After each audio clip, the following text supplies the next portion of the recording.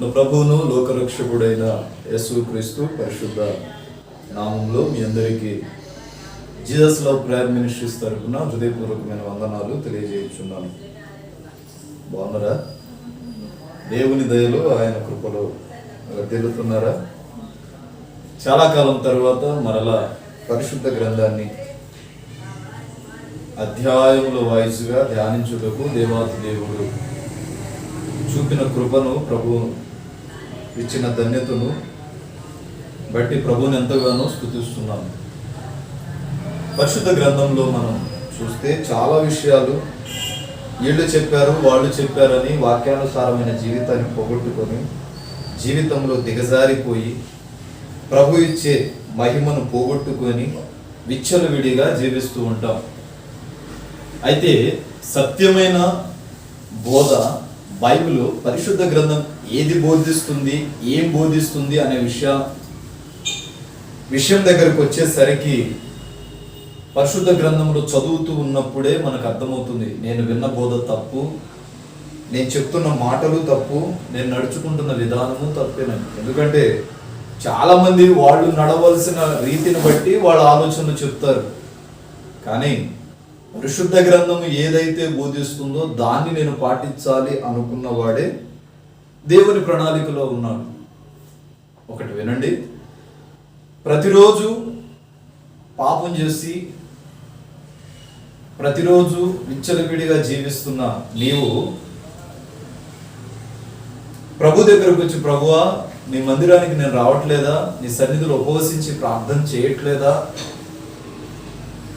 నీ సన్నిధిలో ప్రతిష్ట అర్పణలు దశమ భాగాలు ఇవ్వట్లేదా అని ప్రభు దగ్గరకు అడిగినప్పుడు ప్రభు అంటాడు, అవి నువ్వు ఇచ్చినా నేను తీసుకోను, నువ్వు నా దగ్గరకు వచ్చి చేసినా నేను నీ ప్రార్థన మీద శ్రద్ధ పెట్టను. ఎందుకంటే ఒకవైపు పాపం చేసి మరోవైపు నన్ను మెప్పించడానికి, మభ్య పుట్టించడానికి, నా కళ్ళు మూసేయడానికి నువ్వు ఇలా నడుస్తున్నావు. చాలామంది అంటారు, నేను ఉపవాసాల నుండి ప్రార్థన చేస్తున్నానన్నా నా జీవితంలో కార్యం లేదు, సఫలత లేదు, వృద్ధి లేదు, అభివృద్ధి చెందట్లేదు అంటాం.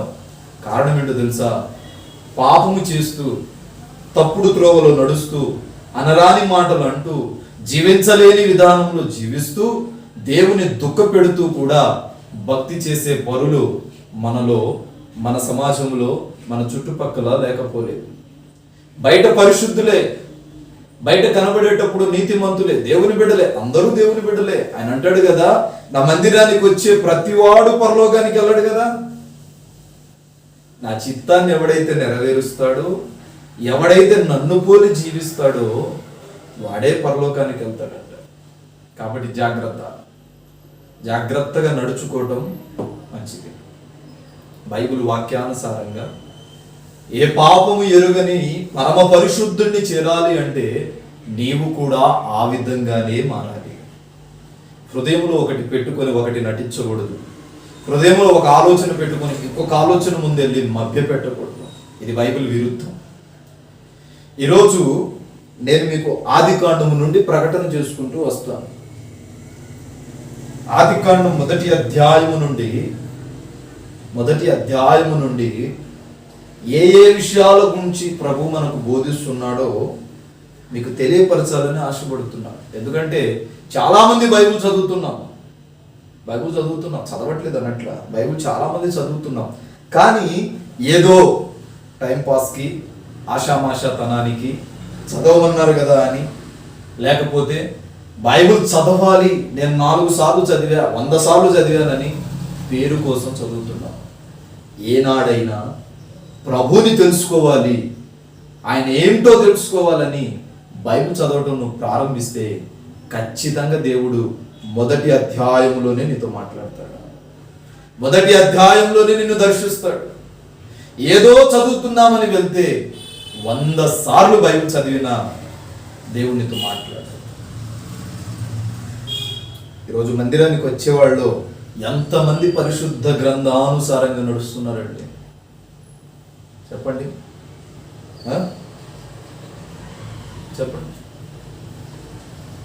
ఇది దేవునికి ఇష్టమైనదా? ఒకళ్ళు అంటారు, మీరు ఇలా ఎందుకున్నారమ్మా అంటే గద్దిస్తే ఏమై గారు మీరు పాస్టర్ గారు కదా అని అంటే, గద్దిస్తే వాళ్ళు వచ్చే వారం నుంచి మందిరానికి రారు కదయ్యా అంటారు. అంటే ప్రజలను బట్టి పరిచర్య చేయకూడదు, ప్రజలను బట్టి సేవ చేయకూడదు. ముందు నిన్ను నీవు పరిశీలన చేసుకుని సేవ చేయాలి. వాళ్ళు రాకపోతే ఏంటి? చెత్తకుండులో పడ్డ నిన్ను దేవుడు తన బిడ్డగా తీసుకొచ్చాడు. పెంట కుప్పల దగ్గర నశించిపోతున్న నిన్ను దేవుడు తీసుకొచ్చాడు. నువ్వు కాకపోతే దేవుని మందిరానికి రావడానికి ఎవరు లేరా? బొచ్చెడు మంది ఉంటారు. ఆయన ఆశీర్వదిస్తే చాలు, ఆయన మాట సెలవిస్తే చాలు, కుప్పలు కుప్పలు వస్తారు. కానీ నిన్నే ఎందుకు తన కుమార్తెగా కుమారుడిగా పెట్టుకున్నాడు అంటే, నీలో మొదట్లో కొంత నచ్చింది, రాను రాను అది నచ్చట్లా. దేవుడు ఒక్కసారి మనల్ని నెట్టి వేయడం ప్రారంభిస్తే మనం అంటాం, నేను కాకపోతే వాళ్ళకి దిక్కెవరు మందిరానికి వెళ్ళడానికి? నేను కాకపోతే ఆ పాస్టర్ గారికి దిక్కెవరు లేరు. నువ్వు కాకపోతే దిక్కు చాలా మంది ఉంటారు. మనం భ్రమపడుతూ ఉంటాం. అర్థమైందా? కాబట్టి ఒళ్ళు దగ్గర పెట్టుకొని చిత్తకార్తి కుక్కర్లాగా పని చేయకుండా దేవుని వాక్యాన్ని బట్టి నడవటానికి ప్రయత్నం చేయాలి.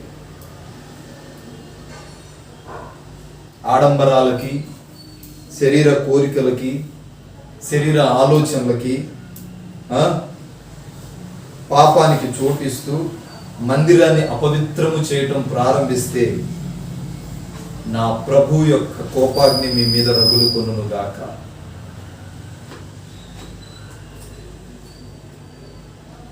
ఇంత చిన్న వయసులో ఇంత గట్టిగా చెప్తున్నాడు ఏంటి అనుకుంటున్నారేమో. నేను ఏదైతే నమ్ముతానో అదే చెప్తాను. మీ అందరికి చాలా డౌట్, చిన్నోడేంది ఇలా చెప్పేశాడు, ఇంత ఇదిగా చెప్తున్నాడు, చిత్తకార్తి కుక్కలాగా ఆ బజార్లో ఏముంది ఈ బజార్లో ఏముంది అని తిరగటం కంటే ఒక చోట కూర్చొని కావలి కాయటం మంచిది. దాని అర్థం ఏంటంటే, నేను అందంగా ఉన్నానా, సౌందర్యంగా ఉన్నానా, సోపు కట్టుకున్నానా, సోపులు చేశానా అన్నదానికంటే ప్రభు దృష్టికి నేను సౌందర్యవంతుడినై ఉన్నానా అనేది ముఖ్యం. చూద్దాం. ఆదికాండ గ్రంథము నుండి మనం ప్రారంభిద్దాం. ఆదికాండ గ్రంథాన్ని ఎవరు రాశారు, ఎప్పుడు రాశారు, ఎందుకు రాశారు, దాని యొక్క ప్రాముఖ్యత ఏంటి, దాని యొక్క విశిష్టత ఏంటి, ఎవరి నిమిత్తము ప్రభు ఎవరి కోసం దాన్ని రచించాడు, ఎందుకు రాయించాడు, దాని పట్ల దేవుని ఉద్దేశం ఏంటి, ఈ బైబిల్ క్లాస్లో ప్రభు నీతో నాతో మాట్లాడుతున్నాడు. ప్రతి వారం శనివారం ఉదయం 10 గంటలకు బైబిల్ క్విజ్ క్వశ్చన్ ఉంటుంది. బైబిల్ క్వశ్చన్ ఉంటుంది. ABCD 4 ఆప్షన్స్ ఏముండవు, ఒక్కటే సమాధానం రాయాలి. ఎందుకంటే ABC అని పెట్టే సండే స్కూల్ టీచర్లను కాదు.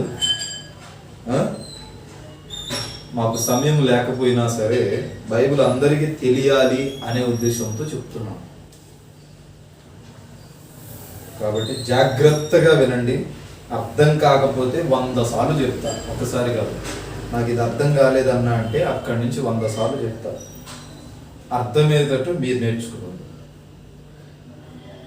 కొంత మార్క్స్ ఉంటుంది. ఆ బైబిల్ క్విజ్లో క్వాలిఫై అయిన వాళ్ళకి జీసస్ లవ్ ప్రేయర్ మినిస్ట్రీస్ తరఫున సర్టిఫికెట్ కూడా సంవత్సరం ముగింపులో ఇవ్వడం జరుగుతుంది.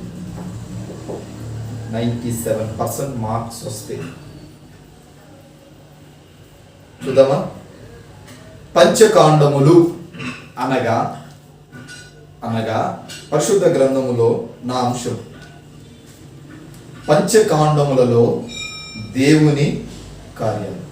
హెడ్డింగ్: పంచకాండములలో దేవుని కార్యాలు.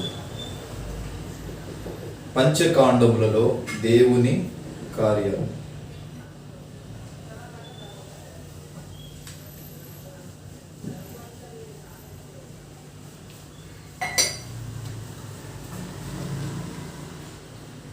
ఏంటి పంచకాండములు? పంచకాండములు ఏంటి? పంచకాండములు అంటే ఏంటి? చెప్పాలి. పంచకాండములు అంటే ఏంటి పాస్టర్ గారు?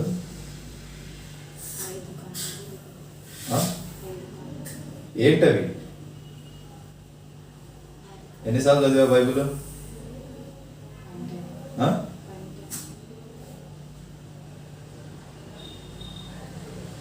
ఆది కాండం రాసుకోండి. పంచకాండముల్లో మొట్టమొదటిది ఆది కాండం, నిర్గమకాండం, ఆది కాండం, నిర్గమకాండం, లేవియాకాండం, సంఖ్యాకాండం, ద్వితీయోపదేశ కాండం. ఆది కాండం టైటిల్ ఆది కాండం.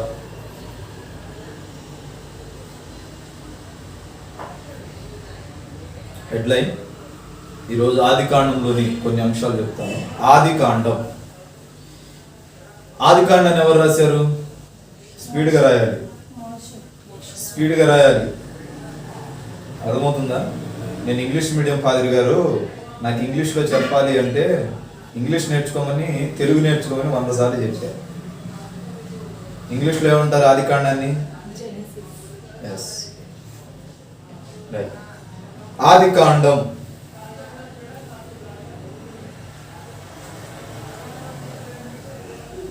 ఈ గ్రంథాన్ని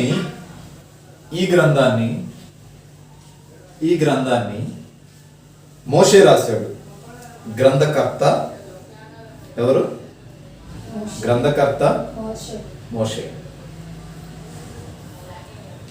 ఆది కాండములో మొత్తం 50 అధ్యాయాలు ఉంటుంది. ఎన్ని?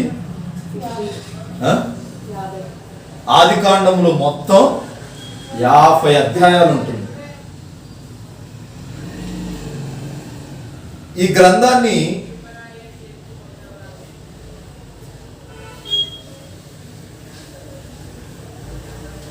మోషే రాశాడని ఎలా చెప్తారు అనేది క్వశ్చన్. అన్న, ఈ గ్రంథాన్ని మోషే రాశాడు అని అంటావు కదా, మోషే రాశాడు అని అంటారు కదా, ఎలా చెప్పగలం? డౌట్ లేదా? ఎలా చెప్పగలం? ఎలా అంటే మోషే సకల విద్యల యందు ప్రావీణ్యత పొందినవాడు. ఒక పుస్తకం రాయటం విషయంలోనే కాదు, యుద్ధం చేసే విషయంలోనే కాదు, శత్రువులను ఓడించే విషయంలోనే కాదు, ఏ విషయంలోనైనా సకల విద్యల యందు ప్రావీణ్యత పొందినవాడు మోషే. అందుకే మోషే ఈ పంచకాండములు అనగా ఆది కాండాన్ని ధర్మశాస్త్రం అంటారు. మోషే ధర్మశాస్త్రం అంటారు. ధర్మశాస్త్రం అనగా ఈ 5 కాండాలను కలిపి ధర్మశాస్త్రం అంటారు. రేపు మీ క్వశ్చన్ వచ్చింది, పంచకాండములు అనగా అర్థం ఏం రాయాలి?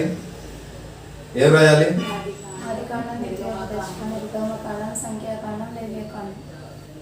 నాకు ఆర్డర్స్ లో రావాలి.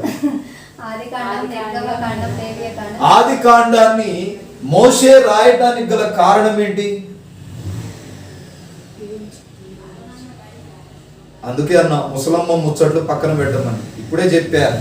దేవుని చిత్తం పక్కన పెట్టు. సకల విద్యల యందు ప్రావీణ్యత కలిగిన వాడు ఎవరు? మరెందుకు? సకల విద్యల యందు ప్రావీణ్యత కలిగిన వాడు కాబట్టి ఆది కాండాన్ని రాశాడు. పుస్తకం తయారు చేయాలి అంటే తొలి పలుకులు చాలా అవసరం. ఆ తొలి పలుకులు పరిచయ భాగం అంటారు. దాన్ని అనుభవజ్ఞులైన వారి చేత రాయిస్తాం. దాన్ని అనుభవజ్ఞులైన వారి చేత రాయిస్తాం. అనుభవం ఉండాలి, పిలుపు ఉండాలి, దర్శనం ఉండాలి, స్వరం వినాలి, ఆత్మవరాలు ఉండాలి, కృపావరాలు ఉండాలి, ప్రవచనాత్మకంగా ప్రభు మాట్లాడాలి. ఇక్కడ మోషే సకల విద్యల యందు ప్రావీణ్యతుడు, ఒక్క విద్య యందు సకల విద్యల యందు ప్రావీణ్యత కలిగిన వాడు అని అంటారు. అందుకు ఆది కాండము రాయడానికి దేవుడు ఎవరినను ఎన్నుకున్నాడు? మోషేని. అప్పుడు మోషేని పిలిచి అంటాడు, మోషే మోషే, ఇదిగో నువ్వు వెళ్ళి ఈ పుస్తకాన్ని రచించమని కానీ ఇజ్రాయేలీలను కాపాడటానికి రాజు ఎదుట నిలబడటానికి కానీ వెళ్ళి మాట్లాడన్నప్పుడు ప్రభు అప్పుడు మోషే అంటాడు, నేను నత్తివాడను. మోషే ఎవరు? నేను నత్తివాడను, నేను మాట మాంద్యం గలవాడను, నేను మాట్లాడలేను అని అంటాడు. సాధారణంగా మోషే నత్తివాడేనా? నాకు వచ్చిందండి, మోషే నత్తివాడేనా? అసలు మోషే నేను నత్తివాడను, మాట మాంద్యము లేనివాడను అని ఎందుకు అన్నాడు?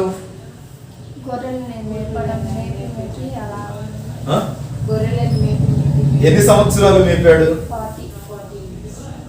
ఎన్ని సంవత్సరాలు బ్రతికాడు మోషే? 120 సంవత్సరాలు ఆయన జీవించాడు భూమి మీద. మొదటి 40 సంవత్సరాలు రాజుగారి కుమార్తె యొక్క ఆధీనములో రాజ్య సంస్థానంలో బ్రతికాడు. నెక్స్ట్ 40 సంవత్సరాలు, నెక్స్ట్ 40 ఇయర్స్ ఐగుప్తుని చంపి ఎక్కడికి వెళ్తాడు? మిద్యాను దేశానికి వెళ్ళిపోతాడు. మామైన ఇత్రో దగ్గరికి వెళ్ళిపోయి అక్కడ అమ్మాయిని పెళ్లి చేసుకొని పిల్లల్ని కానీ గొర్రెలు కాచుకుంటూ ఉంటాడు. ఆ తర్వాత గొర్రెలు కాచుకొని ఉంటున్న వాడిని ప్రభువు పిలిచి, మోషే దా, యాడికి ప్రభువా? పొద దగ్గరికి రా. గొర్రెలు కాసుకుంటూ ఒక ప్రాంతంలో పొద మండుతూ ఉంటే దానంతట అదే మండుతుంది, కానీ ఏమీ కావట్లా. ఇప్పుడు అగ్గిపెట్టుంది, అగ్గిపెట్టి చేత అగ్గిపుల్ల చేత నిప్పంటిచ్చినప్పుడు ఆ పేపర్ కాలిద్ది, కానీ ఆ పేపర్ కాలి బూడిదైపోతుంది. కానీ ఈ నిప్పు వెలుగుతూనే ఉంది, కానీ ఆ పేపర్ కాలుతూనే ఉంది, కానీ ఆ పేపర్ అనేది ఎండింగ్కి రావట్లేదంట, ఎండ్ అవట్లా, కాలిపోతూనే ఉంది, కాలుతూనే ఉంది, కానీ కాలిన వస్తువులు కనబడట్లా. ప్రత్యక్ష గుడారం గురించి చెప్పేటప్పుడు చెప్తారు. ప్రత్యక్ష గుడారం ఉందా బైబిల్లో? ఏమేమి ఉంటాయి అందులో?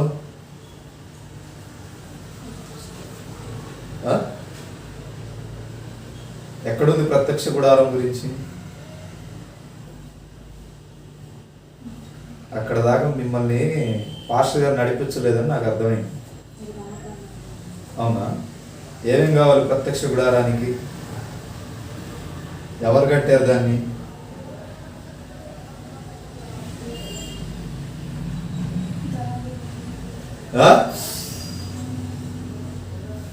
అయితే గొర్రెలు కాచుకుంటూ ఈ పొద దగ్గరకు వస్తాడు.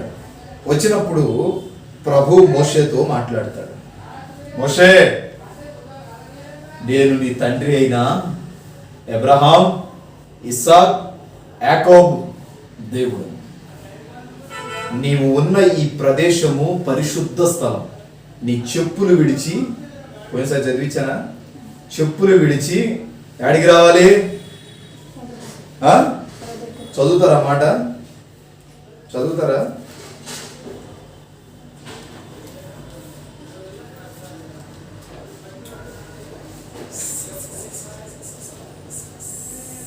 నిర్గమకాండం 2వ అధ్యాయం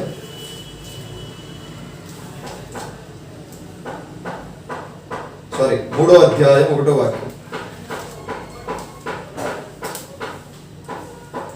నిర్గమ 3:1. మోషే మిద్యాను యాజకుడైన యిత్రో అను తన మామ మందను మేపుచు ఆయన ఆ మందను అరణ్యం అవతలకు తోలుకొని దేవుని పర్వతమైన హోరేబునకు వచ్చెను. ఒక పొద నడిమిని అగ్ని జ్వాలల్లో యెహోవా దూత అతనికి ప్రత్యక్షమాయెను. ఎక్కడంట? పొద నడిమి, పొద దగ్గర యెహోవా దూత ప్రత్యక్షమై అంటుందంట. చదువు. అతడు చూచినప్పుడు అగ్ని వలన ఆ పొద మండుచుండెను గాని పొద కాలిపోలేదు. గ్యాస్ మీద చికెన్ కర్రీ పెట్టావు, ఒక గంట చూసుకోలేదనుకో ఏమైతుంది? మాడి మసాలా. మరి ఇక్కడ పొదెందుకు కాలిపోలేరు? నేను అగ్నిదేవుడు అని అంటాడు. ఇప్పుడు నేను మాట మాంద్యం గలవాడను అంటాడు. ఎందుకు అంటే 40 సంవత్సరాలు గొర్రెలు మేపాడు కాబట్టి గొర్రెలు మేపేటప్పుడు గొర్రెల మాట తీరు ఇతనికి వచ్చేసింది. మన పిల్లలకి 1 సంవత్సరం స్కూల్కి పంపించకుండా ఆవులు మేపడానికి కానీ పొలం పనులకు కానీ పంపిస్తే వాడు దానికే ఎడిక్ట్ అయిపోతాడు. ఇంకా నేను ఆవులు కాచుకుంటాను నాన్న, నేను ఈ పని చేయలేను నాన్న, నేను బడికి వెళ్ళను నాన్న అంటాడు. అయితే మనమే అలా ఉంటే 40 సంవత్సరాలు యాజకుడైన మోషే గొర్రెలు కాస్తూ ఉండే గొర్రెల భాష రాదంటావా? అక్కడ అంటాడు, నేను మాట మాంద్యం గలవాడను, మాట నేర్పరితనం లేనివాణ్ణి, నేను మాట్లాడలేను, రాజు ఎదురుగా నేను నిలబడి సంభాషించలేను అని అన్నప్పుడు ప్రభు అంటాడు, నీ అన్నైన అహరోను నీకు తోడుగా పంపిస్తారా, నువ్వు భయపడము అన్నాడా? అన్నాడా? ఇప్పుడు చూద్దాం. యోహాను సువార్త 5వ అధ్యాయం 45వ వాక్యాన్ని చదువుదాం. యోహాను సువార్త 5:45.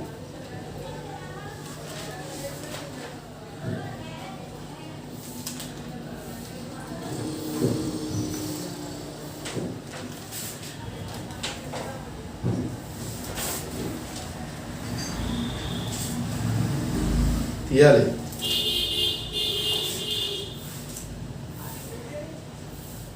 తండ్రి యొద్ద మీ మీద నేరం మోపుదనని తలంచుకుడి. మీరు ఆశ్రయించుచున్న మోషే మీ మీద నేరం మోపును, అతడు నన్ను గూర్చి వ్రాసెను గనుక మీరు మోషేను నమ్మినట్టయిన నన్నును నమ్ముదురు. Praise lord. ఇప్పుడు మోషే నూతన నిబంధనలో ఉన్నాడా? ఉన్నాడా?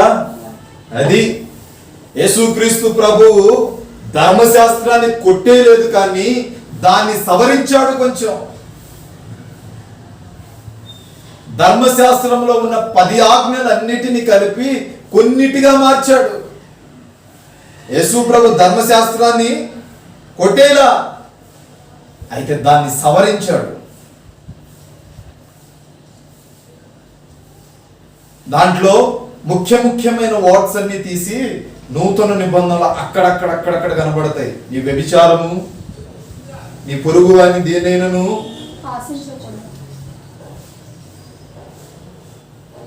చూస్తే 46వ వచనం చదివావా? మత్తయి సువార్త 19:7 చదువు.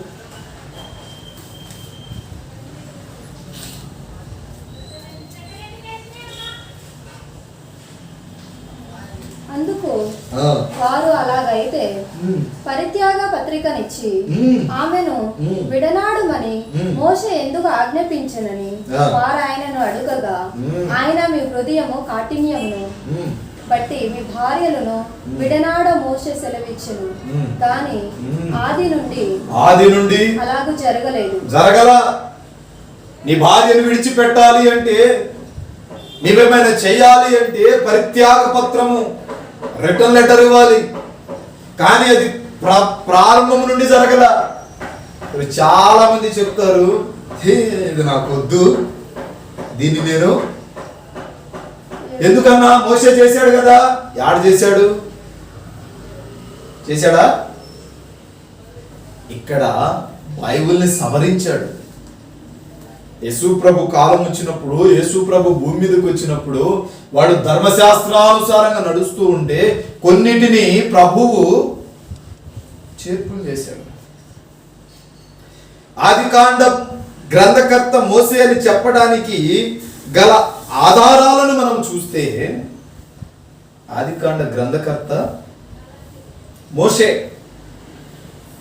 అని చెప్పడానికి ఆధారాలు చూస్తే, మోషే ఐగుప్తులో సకల విద్యల యందు అభ్యసనం చేసిన వాడు. కనుకనే ఆది కాండానికి గ్రంథకర్తగా పిలువబడ్డాడు. దేనికి? ఈ ఆదికాండం గ్రంథస్థము చేసిన విధానాన్ని చూడగా మోషే మాత్రమే ఈ గ్రంథాన్ని రాసి ఉంటాడని చెప్పడానికి సందేహమేమి? ఎందుకు ఎందుకు ఎందుకు సకల విద్యల యందు ప్రావీణ్యత గలవాడు కనుక దీన్ని మోషే రాస్తాడని చెప్పడానికి సందేహమేమి? ఈ గ్రంథాన్ని రాసి సందేహం లేదు. మత్తయి సువార్త 22-23 చదువు.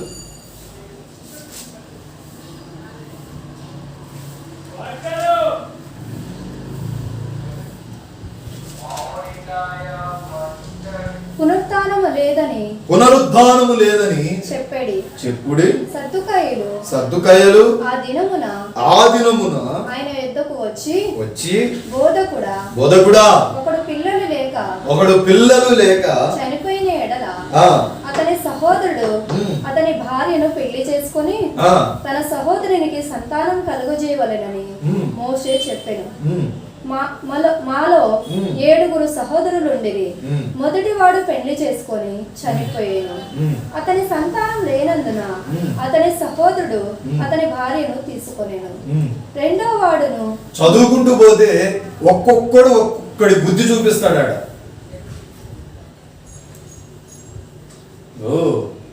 ముగ్గురు ఉన్నారు, నలుగురు ఉన్నారు.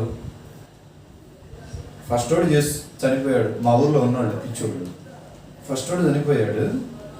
ఫస్ట్ వాడు చనిపోయిన తర్వాత ఈమె భార్య చాలా అందంగా గుణవతిగా ఉంటుంది, అందంగా కనబడుతుంది, సౌందర్యవంతంగా కనబడుతుంది. ఈడేం చేశాడు? ఈమెను పెళ్లి చేసుకున్నాడు.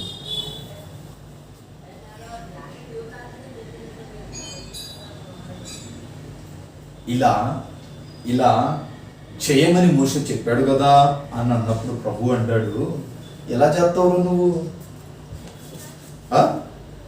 ఎలా చేస్తావు? యూదులందరూ కూడా మోషే ఆదికాండ గ్రంథకర్త అని నమ్ముచున్నారు. శాస్త్రులు పరిసయ్యులు కూడా మోషే ఆదికాండాన్ని రాశాడని నమ్ముచున్నారు. ఇప్పుడు రిఫరెన్స్ అది ఏమని? మత్తయి సువార్త 22-23 ఏమన్నాడు? ఇలా చేయమని, ఇలా ఉందని మోషే యాడ రాశాడు? ధర్మశాస్త్రమందు రాయలేదా అంటే ఆదికాండాన్ని రాసింది మోషేనని రుజువు తెలియదు. ఆదికాండము ఏ భాషలో రాయబడింది?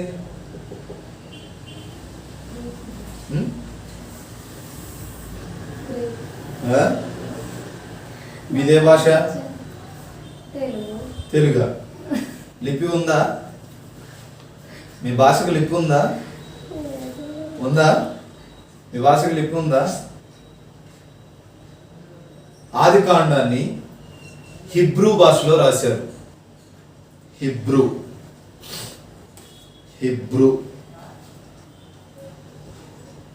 ఆదికాండమును ఈరోజు సాయంత్రం బైబిల్ క్విజ్ ఉంటుంది, ఫస్ట్ క్లాస్.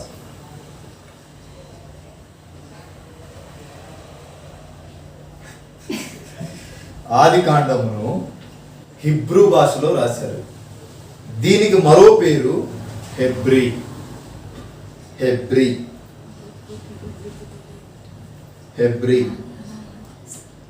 హిబ్రూ భాషని హెబ్రీ అంటారు. ఈ ఆదికాండములో ఏ దేశాల గురించి ప్రస్తావించబడింది? ఆదికాండములో ఏ దేశాల గురించి ప్రస్తావించబడింది? ఆదికాండం అంతా చదివేసినప్పుడు మనకు అర్థం కాదు. అప్పుడు ఏ దేశాలు ఉన్నాయి అంటే మొదటిది నంబర్ 1 ఇప్పుడున్న దేశం ప్రకారంగా చూస్తే ఐగుప్తు దేశం ఆదికాండంలో ప్రస్తావించబడిన దేశాలు. ఐగుప్త్, ఇజ్రాయెల్ మొట్టమొదటిది ఐగుప్త్, 2 ఇజ్రాయెల్, 3 పాలస్తీనా, 4 లెబానోన్ దేశం, పాలస్తీనా దేశం, లెబానోన్ దేశం. నేను పేరు చదువుతున్నా, వెనక దేశాలు మీరు పాకలు కత్తిరించుకొని ఆడ యాడ్ చేసుకోండి. 5 సిరియా, 6 ఇరాన్, 7 ఇరాన్.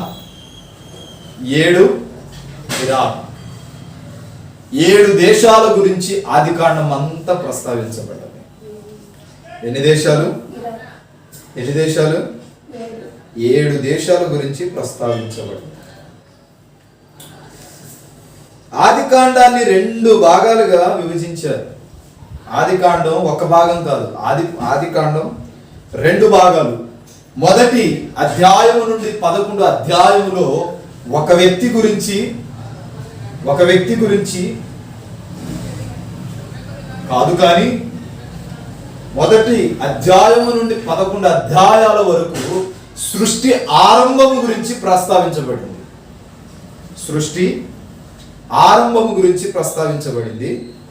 12 నుంచి 50వ అధ్యాయం వరకు ఒక వ్యక్తి కుటుంబాన్ని గురించి ప్రస్తావించబడింది.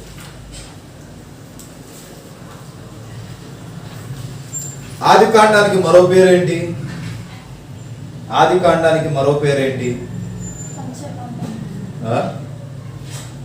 ఆదికాండమును ఆరంభకాండం అని కూడా అంటారు. ఆది అంటే చదువు.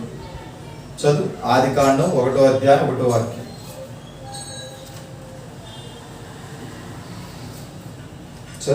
ఆదికాండం 1:1.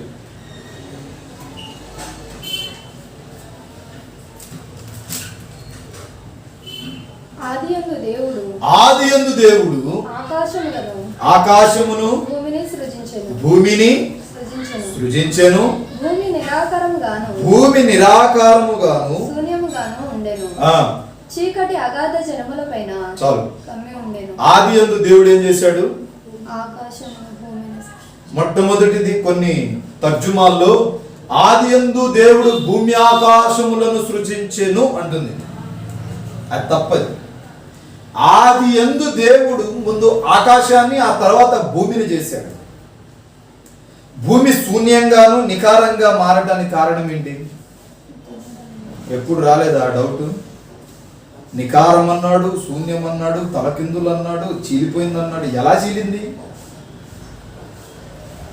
అర్థమవుతుందా? నీకు అర్థమవుతుందా? ఎందుకంటే ఆదికాండమును రాసేటప్పుడు ప్రభు అంటాడు కదా, ఆదియందు దేవుడు ఆకాశమును భూమిని సృజించాడు. పరలోకములో దేవుడు మొట్టమొదటిగా ఆకాశాన్ని సృజించి అక్కడ మొట్టమొదటిగా ఉంచింది ఎవరిని?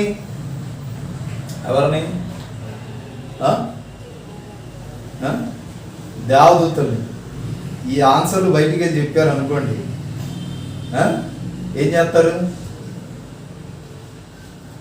మొట్టమొదటిగా దేవుడు సృష్టించింది దేవదూతలందరినీ పిలిచి ప్రభు అంటాడు, నేను వెళ్ళి నా స్వరూపమందు ఒక మనిషిని భూమి మీద తయారు చేయబోతున్నాను, కాబట్టి మీరు వెళ్ళి నేను తయారు చేయవలసిన ప్రదేశంలో ఉండవలసి ఉంటుంది అంటాడు.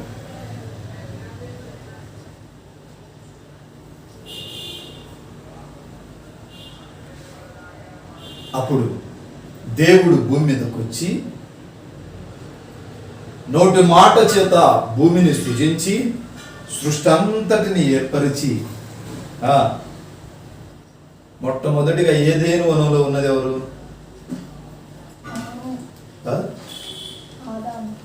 తంతరు ఎవరికైనా చెప్తే మొట్టమొదటిగా ఏదేను వనంలో ఉన్నది దేవదూతలు. ఆ తరువాత ఆదామును తయారు చేశాడు. సరే, మనం చదవబడిన వాక్యములో భూమి నికారంగాను శూన్యంగాను చీకటి జలముల మధ్య, అగాధ జలముల మధ్య ఏమైంది? చీల్చబడింది, కంపించబడింది అంటాడు. దానికి అర్థం ఏంటంటే ఒక పెద్ద విందు జరుగుతుంది. ఇప్పుడు నన్ను చూసి మీకేం పుట్టిద్ది? మాస్టర్ గారు తెగ సంపాదించుకుంటున్నాడు పుట్టదా? ఏం పుట్టింది? ఈర్ష్య పుట్టింది. గాన ప్రతిగానాల చేత దేవుడు కొనియాడబడుతూ ఉంటే, ఏంటి కొనియాడబడుతూ ఉంటే అది చూసి దేవదూతల్లో ఒకడికి, దేవదూతలు అంటే ఆడోళ్ళు కాదు, దేవదూతలు అంటే పురుషుడే. ఆడోళ్ళు అనుకుంటారేమో, మళ్ళీ అది కూడా రాసుకోండి. దేవదూతలు ఆడోళ్ళు కాదు, దేవదూతలు. ఎలా చేసింది అలా చేసింది అంటారు, కాదు, దేవదూత, దూత. పురుషులు లాంటి వాళ్ళే, మగ మనుషులే. అర్థమైందా? ఏం చేశాడు? వాడికి ఈర్ష్య పుట్టి చూశాడు ఆ సింహాసనం మీద చూసి ప్రభుతో అంటాడు, ప్రభువా నేను దాని మీద కూర్చోవాలనుకుంటున్నాను. కూర్చునేసరికి 5 నిమిషాలు కూర్చుంటేనే ఎంత సంతోషాన్ని ఇచ్చింది, జీవితాంతం ఈ కుర్చీ నాకు. అప్పుడు ప్రభువు వీడికి పుట్టిన విషయం అందరికి పుడితే బాగుండదని చెప్పి ఒక్క తన్ను తంతే వాడు సరాసరి భూమి మీదకి వచ్చి భూమి మీద పడిపోయిన వెంటనే భూమి చీలిపోయిందండి, ఖండాలుగా చీలిపోయింది. వాడి శరీరం ఎప్పుడైతే భూమిని తాకిందో భూమి చీకటి కమ్మింది భూమికి. అందుకంటాడు, చదువు దేవుడు వెలుగు కమ్మని పలకగా, దేవుడు వెలుగును కమ్మని పలకగా వెలుగు కలిగింది. వెలుగు మంచిదైనట్టు దేవుడు చూశాడు. దేవుడు వెలుగును చీకటిని వేరుపరిచెను. దేవుడు ఆ తర్వాత వచ్చి వెలుగును చీకటిని వేరుపరిచాడు. ఖండాలుగా చీలిపోయిందంటే కారణం ఏంటంటే సాతానుగాడిని తన్నుడికి భూమి మీదకి వచ్చి పడిన వెంటనే భూమి చీలింది. ఎంత భాగం నీళ్లుంది భూభాగంలో, ఎంత విస్తీర్ణతలో నీళ్లు, ఎంత విస్తీర్ణతలో భూమి ఉంది. సోషల్ తెలియ 3.5 వంతు ఏముంది? నీళ్లుంటాయి, మిగిలిన వంతు ప్రజలు ఉంటారు. ఒక్క భాగమే, ఒక్క వంతే మనం ఉంటాం. చూద్దాం, రాసుకోండి. ఆది కాండమును ఆరంభ కాండం అని అంటారు. ఈ ఆది కాండములో 2 ప్రాముఖ్యమైన భాగాలు ఉంటాయి. ఒకటి సృష్టి ఆరంభము గురించి వివరణిస్తుంది, 2 కుటుంబ ఆరంభము గురించి వివరణిస్తుంది. సృష్టి ఆరంభం, కుటుంబ ఆరంభం. సృష్టి ఆరంభం అయితే ఆదికాండం 1:1 రిఫరెన్స్ రాసుకోండి. ఒక్కొక్కటి చెప్తాను, రాసుకోండి. సృష్టి ఆరంభం ఆదికాండం 1వ అధ్యాయం 1వ వాక్యం. కుటుంబం యొక్క ఆరంభం ఆదికాండం 2వ అధ్యాయం 22, 23.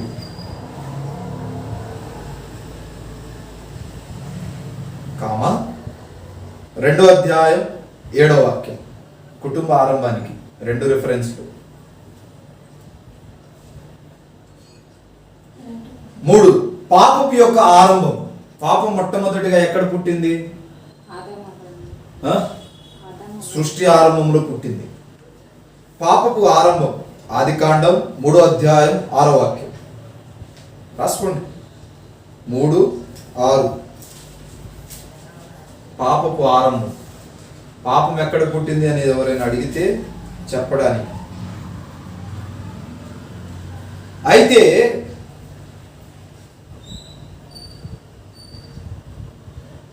మీరు మంచి చెడ్డలు ఎరిగిన వారై దేవదూతల వలె ఉందురని దేవునికి తెలియనని స్త్రీతో చెప్పగా. ఇప్పుడు పాపం ఎక్కడ పుట్టింది? సృష్టి ఆరంభంలో పుట్టింది. తర్వాత ప్రార్థన యొక్క ఆరంభం. ప్రార్థన యొక్క ఆరంభం పుట్టింది. ఇవన్నీ సృష్టి ఆరంభంలో నంబర్ 1 కిందకు వస్తాయి. కుటుంబ ఆరంభంలో తర్వాత చెప్తారు. నంబర్ 2 భాగం అని ఒక దాంట్లోనే పాపపు ఆరంభం రెఫరెన్స్ 3:6. ప్రార్థన ఆరంభం ఏనోసు కాలంలో జరిగింది. అది ఏనోసు కాలంలో ప్రార్థన యొక్క ఆరంభము జరిగింది. దాని రెఫరెన్స్ ఆదికాండం 4:26.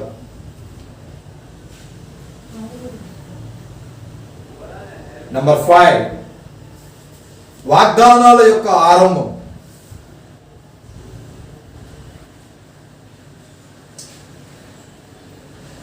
ఆదికాండం 12వ అధ్యాయం 2-3 వచనాలు. ఇది చెప్పి ముగించేస్తాను. నెంబర్ 6 ప్రవచనాల యొక్క ఆరంభం.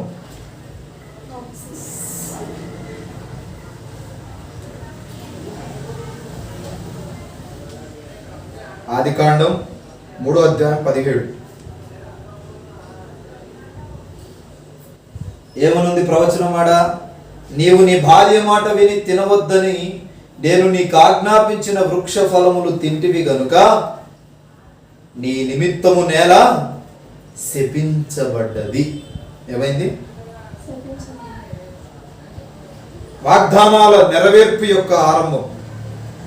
నెంబర్ 7 వాగ్దానపు నెరవేర్పు యొక్క ఆరంభం. రిఫరెన్స్ ఆదికాండం 26:4. వాగ్దానాల ఆరంభం ఉంటుంది, వాగ్దానాల నెరవేర్పు ఆరంభం ఉంటుంది. నెంబర్ 8 ప్రళయాల ఆరంభం. ప్రళయాల ఆరంభం ఆదికాండం 7వ అధ్యాయం 6వ వాక్యం. వాగ్దానపు నెరవేర్పు ఆరంభం. నెంబర్ 9 దర్శనం యొక్క ఆరంభం. దర్శనం యొక్క ఆరంభం.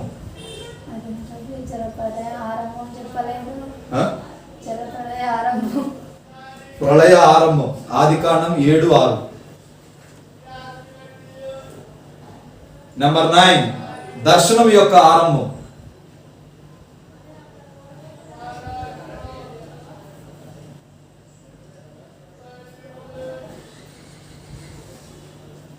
నెంబర్ 10 భాషల యొక్క ఆరంభం. దర్శనం రిఫరెన్సా ఆదికాండం 15:1. ఆ తర్వాత భాషల యొక్క ఆరంభం ఆదికాండం 11:6.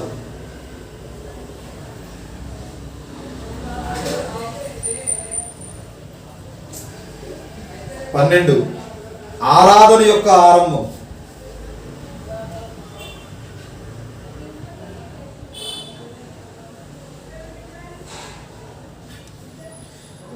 పన్నెండు రాశారా?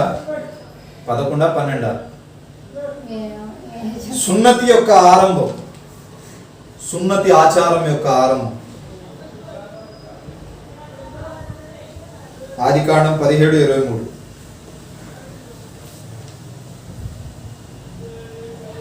13 ఆశీర్వాదపు ఆరంభం ఆదికాండం 1:28.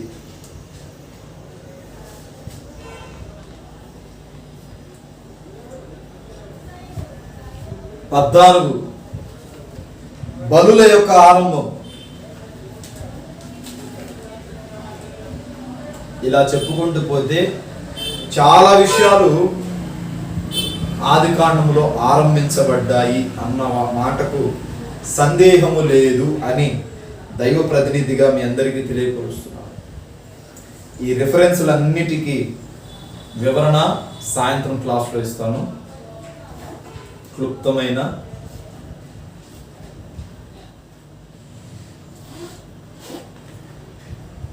వివరణ.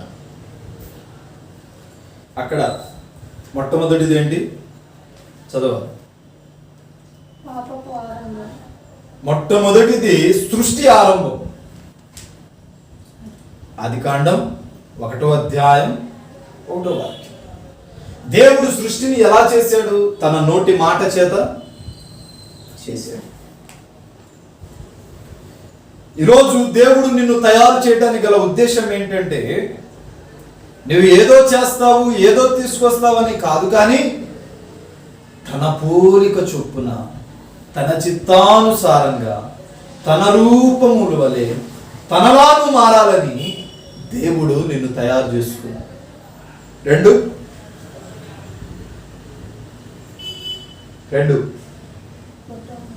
కుటుంబం. సృష్టి ప్రారంభములో అత్యంత విలువైనది ఏంటి? కుటుంబం. కుటుంబం, భార్య, 2 పిల్లలు, సమస్యలు చెప్పుకోవడానికి దేవుడు ఏర్పాటు చేసిన కుటుంబం. సృష్టి ప్రారంభములో, సృష్టి ఆరంభములో అత్యంత విలువైనది ఏంటంటే కుటుంబం. కుటుంబాన్ని దేవుడు చాలా అర్థవంతంగా, చాలా ఆశీర్వాదకరంగా పోల్చాడు. ఈరోజు కుటుంబం ఉందా? జాగ్రత్త. దేవుడు నీకు ఇచ్చిన కుటుంబాన్ని జాగ్రత్తగా కాపాడుకో. జ్ఞానవంతురాలు తన ఇల్లు కట్టును, మూఢురాలు తన చేతులతో తానే ఊడిబిక్కుంటుంది. కుటుంబంలో ఒడిదుడుకులు ఉంటాయి. ఆ ఒడిదుడుకులే ముగింపు అనుకొని యుద్ధాలకు యుద్ధాలు, పోట్లకు పోట్లు, గుద్దులాటలు చేసుకోకూడదు. కుటుంబము మధ్యవర్తిగా యేసుక్రీస్తు ప్రభు ఉండాలి. అబ్రహాము శారాలకు మధ్యవర్తి ఎవరు? యేసు ప్రభు. ఎవరు? మొబైల్ ఫోన్ కాదు, యేసు ప్రభు. నెంబర్ 3, పాపపు యొక్క ఆరంభం. మొట్టమొదటిగా పాపం ఎక్కడ పుట్టింది? యేసు ప్రభు తినవద్దన్న ఫలము తిన్నారు. యేసు ప్రభు చేయవద్దన్న పని చేశారు. యేసు ప్రభు చూడొద్దన్న వాటిని చూశారు. యేసు ప్రభు వినొద్దన్న వాటిని విన్నారు.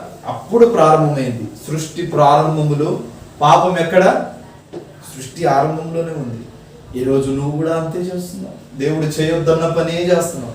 దేవుడు చేయొద్దన్న పాపమే చేస్తున్నావు.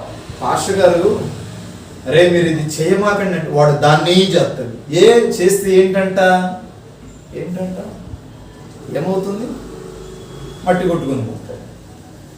ఒరే దాని జోలికెళ్ళ మాకురా, జారాశ్రీ మాటలు వినమా, వెళ్తే ఏంటంట? ఏమవుతుంది? నీ జీవితం పాడదు. అవునా కదా? మందసం మీద ఉండి దైవ సేవకుడు చెప్పేది వినాలి, దాని ప్రకారంగా నడవాలి, అనుగుణంగా జీవించాలి. ఏంటంట? ఏం చెప్పింది మేము వినాలంట అనుకుంటే నీకువే బాధ్యత. ఆ తర్వాత జరిగే పరిణామాలకు పాస్టర్ గారు ఎలాంటి బాధ్యులు కాదండి. చాలాసార్లు ఓవర్ టెక్నిక్స్ ఇవన్నీ తొందరగా పోయే మొక్కలు, తొందరగా కరువు వచ్చినా, తొందరగా వర్షం పడకపోయినా ఎండిపోయే దీపాలు ఇవి. ఓవర్ కాన్ఫిడెన్స్ ఉండకూడదు మనిషికి. ఏంటంట ఇవి ఉండకూడదు. దేవుడు నీకు బుద్ధి లేదని, నీకు జ్ఞానం లేదనే కదా సేవకుని పెట్టింది. మరి దేవుడు చెప్పింది వినక, సేవకుడు చెప్పింది వినక ఏంటంట అని సాతాను గాడి డైలాగ్ వాడావనుకో, ఇవన్నీ వర్షం పడకపోయినా ఎగిరిపోతాయి, ఎండ కొట్టినా ఎగిరిపోయిద్ది, అన్నిటికీ ఎగిరిపోతాయి. చేసేదేం లేవు. ఓన్ టెక్నిక్స్ ఉండకూడదు. చేయకూడదు అంటే దానికి లోబడాలి, కట్టుబడాలి. కాదు కూదు అని రాళ్ళు రువ్వితే ఆ రాళ్ళు రువ్వేదానికి 4 గంటల రాళ్ళు రువ్వే కార్యాన్ని చేస్తాడు దేవుడు. ఈ మాట మంచిది కాదు, ఈ దారి మంచిది కాదంటే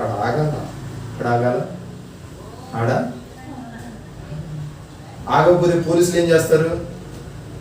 ఫైన్ రాస్తారు. అప్పుడు దేవుడు పరలోకం నుండి ఈడు భూమి మీద పనికిరాడని రాస్తారు. సమజైందా? అర్థమైందా? నెక్స్ట్ 4 4 ప్రార్థన యొక్క ఆరంభం, ప్రేయర్ బిగినింగ్.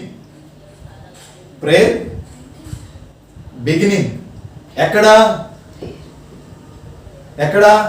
ప్రారంభంలోనే జరిగింది. ప్రారంభంలో ప్రార్థన చేసింది ఎవరు? ఆ రెఫరెన్స్ చదువు.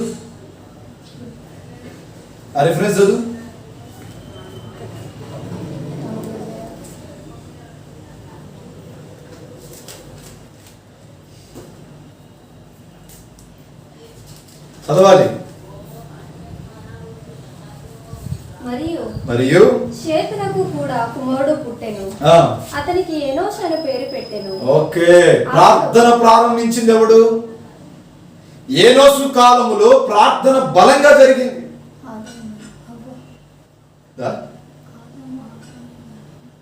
ఏనోసు కాలంలో అన్న.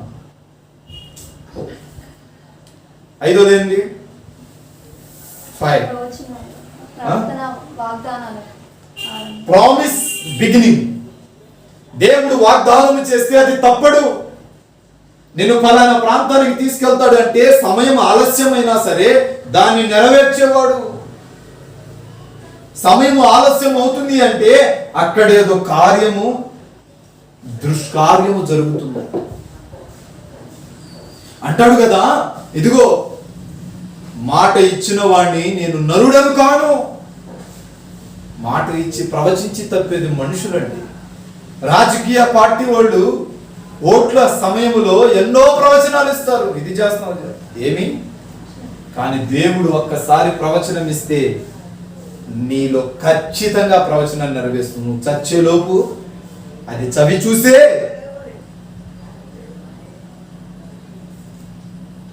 నెరవేరుస్తాడు. నంబర్ 6 ప్రవచనాల యొక్క ఆరంభం, ప్రవచన నెరవేర్పు యొక్క ఆరంభం. ప్రవచనం నెరవేర్చబడ్డాన్ని ఏమంటారు? ఇంగ్లీష్ నెరవేర్పు.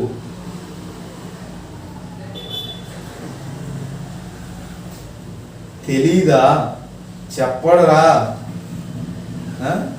దేశ భాషలందు తెలుగు లెస్స. ఇంగ్లీష్ వాడు తెల్లోళ్ళ దగ్గరికి వెళ్ళాలి. దేశ భాషలందు అటు తెలుగు ఉండరు, ఇటు ఇంగ్లీష్ ఉండరు. దేనికి పనికిరావు.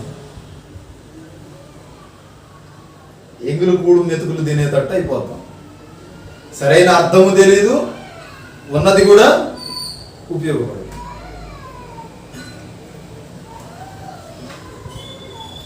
వాగ్దానము నెరవేర్పవ్వాలి. వాగ్దానము నెరవేర్పవ్వాలంటే ప్రార్థన బలంగా ఉండాలి. ప్రార్థన చేసే నీవు బలవంతుని చేతిలో బాణంగా మారాలి. నీ కొడుకును దేవుడు దీవించును గాక. వాగ్దానం నెరవేర్పవ్వాలి. నంబర్ 7 జలప్రళయం. జలప్రళయం ఎప్పుడు ప్రారంభమైంది? ఎప్పుడు వచ్చింది? సృష్టి ప్రారంభంలోనే వచ్చింది. జలప్రళయములో ఎవరి కాలం? నోహావు దగ్గరకు వచ్చిందా? సృష్టి ప్రారంభం. తుఫానులు, ఈదురు గాలులు అప్పుడే వచ్చాయి. నెక్స్ట్, ప్రతిసారి వాగ్దానం నెరవేర్పేనా? నంబర్ 8 దర్శనం యొక్క ఆరంభం. దర్శనం. దేవుడు మొట్టమొదటిగా సృష్టి ప్రారంభంలో దర్శించింది ఎవరిని? రెఫరెన్స్ ఏముంది? 15:1. ఆ తర్వాత 9 భాషల యొక్క ఆరంభం. భాషలు, అన్య భాషలు మాట్లాడే ఆరంభం, ఆరాధన యొక్క ఆరంభం, బలులర్పించే ఆరంభం, సున్నతి పొందటము అంటే కత్తరించాలి. సున్నతి చేయబడే సేవకు రావాలి. అర్థమైందా? రక్తబంధాలను, ఇచ్చలను, కోరికలను కట్ చేసి పరిచర్యకి రావాలి. మనం వస్తున్నాం మరి.